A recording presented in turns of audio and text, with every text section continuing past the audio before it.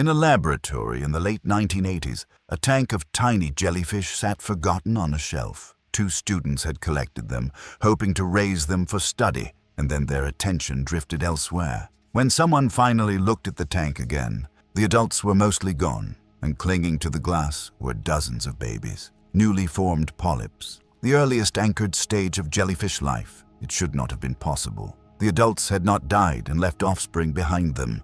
The adults had become the offspring. Every animal you have ever known moves in one direction: birth, growth, age, death. The arrow only points one way. This one hit rewind. The animal in that tank was Turritopsis dohrnii, and it is the only creature science has ever confirmed can grow old, reach the end of its life, and then return to the beginning to start again. Not once, potentially forever. Start with what it actually is, because almost everything about it is smaller and stranger than the word immortal suggests. A fully grown adult is only about 4.5 millimeters across, roughly half the width of a human thumbnail. It is transparent, with a glowing red stomach visible through its bell. And despite the name, it is not technically a jellyfish at all. It belongs to a class called Hydrozoa, which makes it a closer relative of the blue button and the Portuguese man of war than of the true jellyfish it resembles. For simplicity,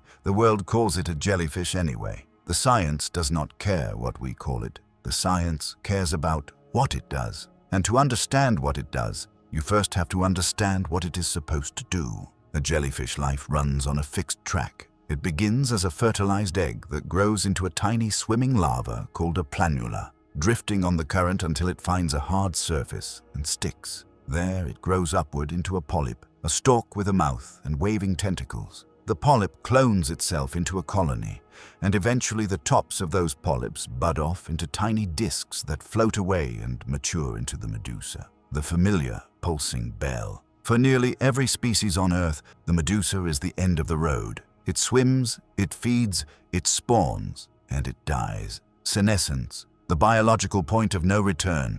Turritopsis dohrnii refuses the road. When this animal is starving, injured, or pushed by sudden stress, something switches on inside it, and instead of dying, it reverses. The tentacles retract. The bell contracts and shrinks. Within hours, the adult no longer looks like a jellyfish at all. It collapses into a featureless blob of cells, a cyst that sinks to the seafloor and reattaches to the bottom. Within about 3 days, that blob grows a stalk and becomes a polyp again. The whole journey, from dying adult back to infant colony, takes roughly a week. It is a butterfly turning back into a caterpillar, and then that caterpillar splitting into several new butterflies, every one of them genetically identical to the original. So how does a body do that? How does an adult, specialized, finished animal walk itself back to the beginning? The answer is a process called transdifferentiation, and it breaks one of the oldest assumptions in biology.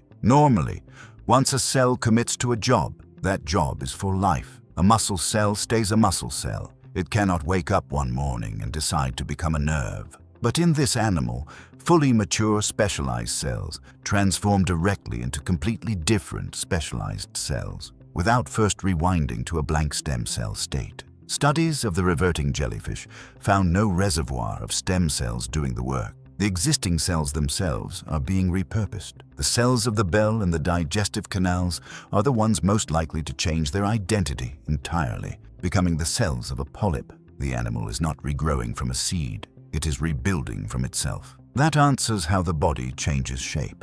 It does not answer the harder question. Why doesn't it age? Because reversing your form is one thing. Escaping the clock inside your own cells is another. And this is where the research gets genuinely uncomfortable. Every time a cell divides, it loses a little piece of protective coating at the ends of its chromosomes. Those caps are called telomeres, and they work like the plastic tips on a shoelace, stopping the important genetic material from fraying. When the telomeres wear down to nothing, the cell can no longer divide safely, and it dies. In humans, that erosion is one of the fundamental engines of aging. But in the cyst stage of the immortal jellyfish, researchers found unusually high activity of an enzyme called telomerase, the enzyme that rebuilds those caps. While it is curled into that blob on the seafloor, the animal pours its energy into repairing and protecting its own DNA. It stops responding to the outside world entirely,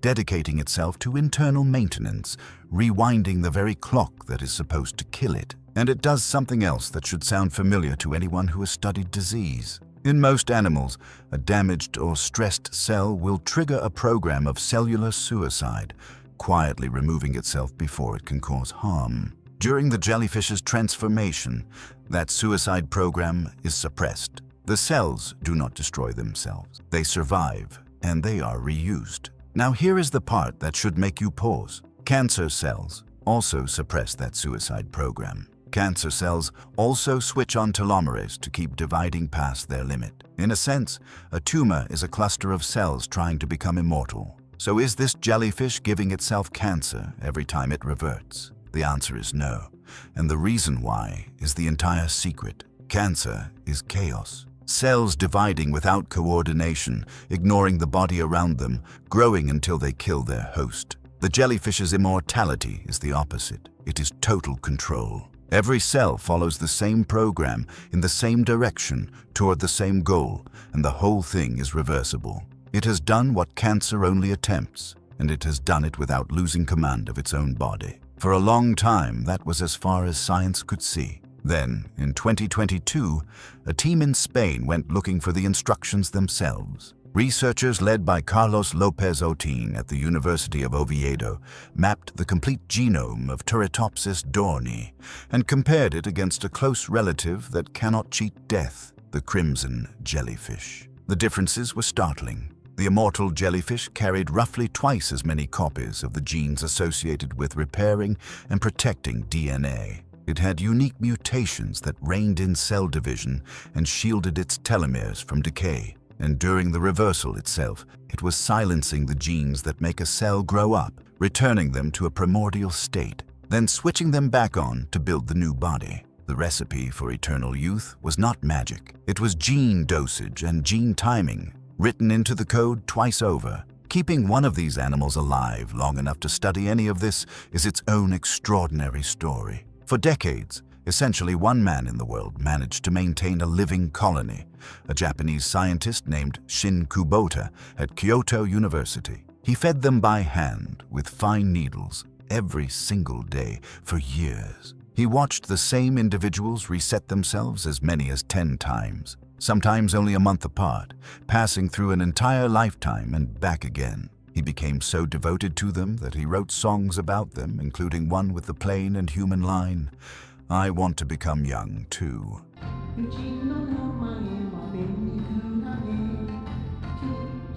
Which is, in the end, the whole reason we are so obsessed with a blob of jelly the size of a fingernail. It has done the one thing our entire species has begged the universe for since we first learned we were going to die.